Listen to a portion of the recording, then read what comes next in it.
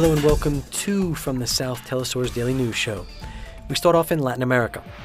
Brazilian security forces repressed marches in Sao Paulo Sunday using tear gas, rubber bullets, and water cannons against demonstrators.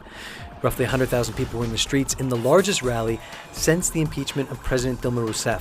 Protesters condemned the coup. They called for Michel Temer to step down and for snap elections to be held.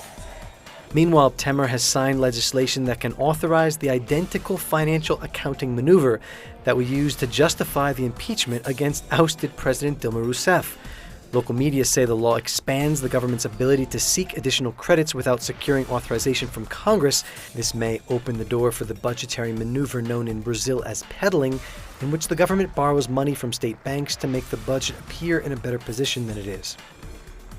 In Argentina, leaked documents indicate that Argentine President Mauricio Macri may soon engage in further staff dismissals in the public sector. The first document was sent to government ministries highlighting the steps they should take so that they have the optimal level of staffing before the end of the calendar year. A second leaked document indicates that contracts with 114,000 public sector workers were, quote, under analysis. The figure represents over half of public sector contracts. Venezuela's government claims it foiled a coup attempt on President Nicolas Maduro during last Thursday's government and opposition marches. Maduro had expressed concern before the marches that there may have been efforts to repeat the failed 2002 coup in which hundreds were killed. In world news, the G20 members will strive to revitalize trade and investment and to increase global cooperation. They also intend to reverse the declining trend of trade growth. This according to Chinese President Xi Jinping, who held a news conference in Hangzhou. On other fronts, the United States tried but failed to finalize a deal with Russia for a ceasefire in Syria on the sidelines of the summit. The Islamic State group has claimed responsibility for 5 bombings that hit government-controlled areas in Syria. At least 40 people have been killed and dozens wounded. The areas hit were the cities of Tartus, Hasaka, and Homs, as well as the suburbs of the capital Damascus. 2 Taliban suicide bombers blew themselves up close to the Afghan Defense Ministry in Kabul during the afternoon rush hour. At least 24 people were killed in the attacks, and 91 others were wounded. Taliban fighters have intensified their nationwide offensive against the U.S.-backed government in Kabul. Truck drivers, farmers, and union members blocked the main routes in and out of the port of Calais to call for the closure of the sprawling jungle refugee camp. It's currently estimated to hold 7,000 people. Truckers say refugees have attacked their vehicles and they are fed up with the disruptions.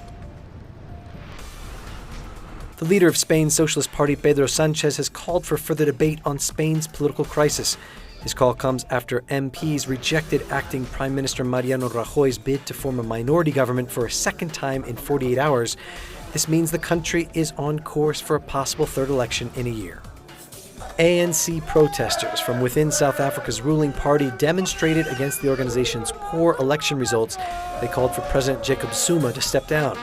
Protesters presented a memorandum to the party's Secretary General, who addressed the crowd briefly and urged supporters not to resort to violence. And the president of South Sudan, Salva Kiir, has agreed to the deployment of 4,000 UN troops to beef up its UN peacekeeping mission in the war-scarred nation. The government has also agreed to lift all restrictions on the peacekeepers, as well as allow the free movement for humanitarian workers. About 60 extremist Israeli settlers forced their way into the Al-AQSA mosque compound in occupied East Jerusalem through the Moroccan Gate Sunday morning, escorted by Israeli special forces and police. The incursion occurred after the right-wing Jewish group Women for the Temple called on ultra-Orthodox Israelis to tour the Muslim holy site to mark the start of the new Jewish month.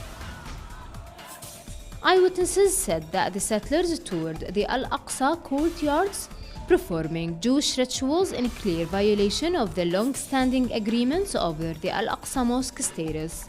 Meanwhile, Israeli police tightened security measures on the entry of Muslim Palestinians into the Al-AQSA mosque, especially youths.